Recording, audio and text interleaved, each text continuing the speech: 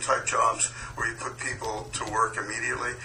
Had that money been spent more wisely, I think that we would have a better unemployment rate now.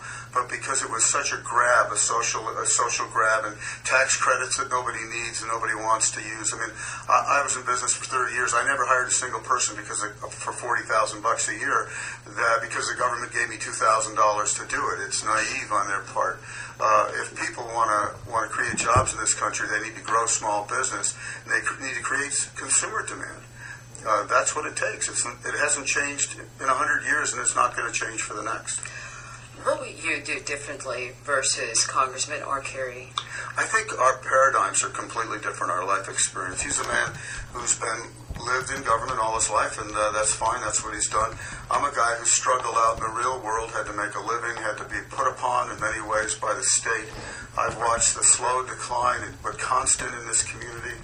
When I got out of college over 30 years ago, I came back here and I could build a life, make a living, build a business, and I did. But I know darn well that my kids can't, and we see it. We see 1.5 million people leaving our borders in the last 10 years, and they're people that want to be here, people that would love to be here, that love New York, but they go where opportunity is. People are logical and rational, and the federal government can print all the money it wants, but they can't print jobs and they can't print confidence. And confidence is what's lacking today. What about any specific plans?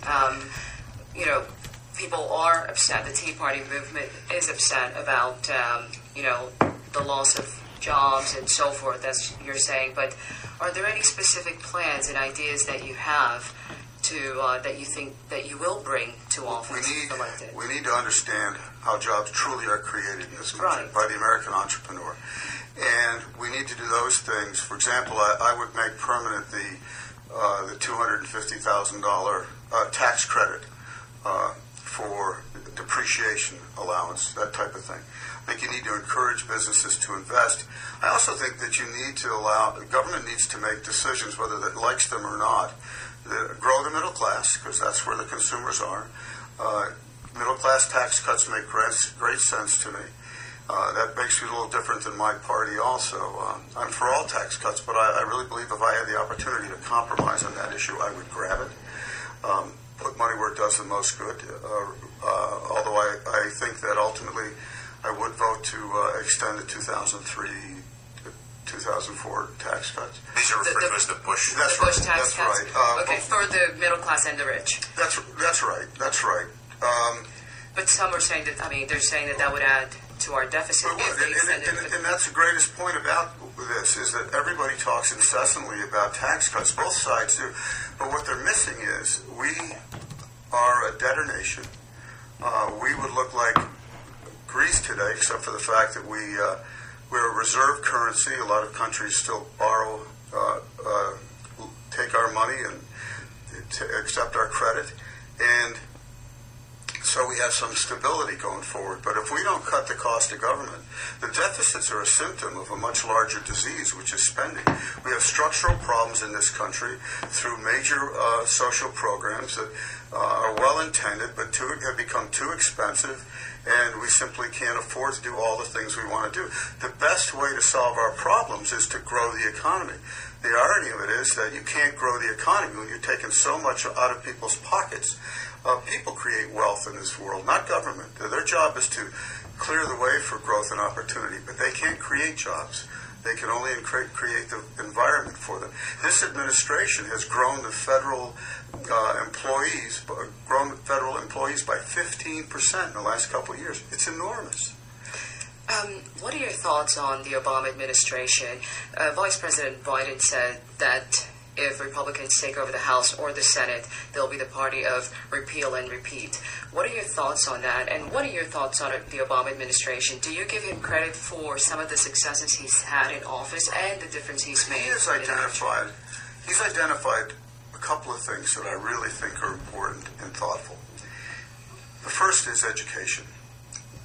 We're 42nd in the world in K through 12.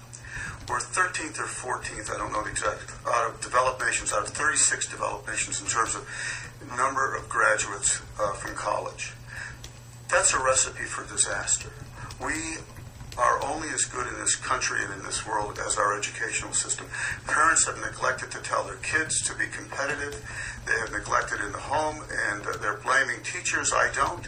And I don't think that more money is the answer. New York State spends about $18,000, $19,000 per student. We need to instill in our children the raw idea that education is critical to this country's success and to their success. And we also need to understand that math and value-added programs for engineering and science and all those technical things that allow us to make products like Bill Gates and like Steve Jobs. And that's where our standard of living will be maintained. So are you giving... I'm sorry. We're talking this morning with Richard Hanna, running for Congress, of course, against Michael Arcuri. Back with more First Look after... Tired of watching your money fly out the window? Lock it down. Others, but to be frank, it was also us. So, yes. Why did you do that? Because it was New York moderates? New York moderates are not supposed to use the name New York or United States, as I understand it, in the title of the party. They allowed him to change it. But I think what you have to look at is not the fact that Mr. Arcuri was forced to start his own party in order to get on the ballot. It's the number of people who threw him overboard that made him do it. He had the solid backing of the Working Families Party, voted both ways on health care. Inexplicably, because I've read his explanations that were incoherent. And they just said, well, the heck with you. We're not going to support you anymore. The Independence Party didn't want him. So he felt as though the only way he could draw Republicans, I guess, away from the Republican Party is to start something he calls the New York Moderate Party. But don't forget, in his first term, he was 97.4% lockstep Nancy Pelosi. I give him a race that gives him a near-death experience, and all of a sudden he's desperately trying to rebrand himself as a moderate. And the guy's a human weather vane. He literally can't figure out where he has to be to keep his job. And you know what? There's a piece of that I understand. But at the end of the day, there's 614,000 people in this district or more. He's just one of them. They deserve principled representation that's explainable, it's predictable, and it's based on what he says over time, not just because he says, oh, now I'm listening. Well, weren't you listening when you voted for the House bill? You know, it's kind of sad, really. Were you surprised when he voted against the other bill? Not at all. I mean, we predicted it perfectly. Based on his history, he voted against cap and trade after they had enough votes for it to pass. He's a guy who's well liked by the majority leader and the Speaker of the House, rather, Nancy Pelosi, and you know, he's a guy who's on the Rules Committee, so he was able to vote for cap and trade in committee and then against it on the floor. He has all over saying he'd support most any health care bill. We desperately needed it. It was the most important thing in 100 years and all of that. His one job comes up for risk and he votes against it. I run into Democrats all the time who just are infuriated by that. And it's not just his vote. It's the unprincipled nature of it that upsets them. Let me ask you about health care. Some have suggested the Republicans take over the House and the Senate.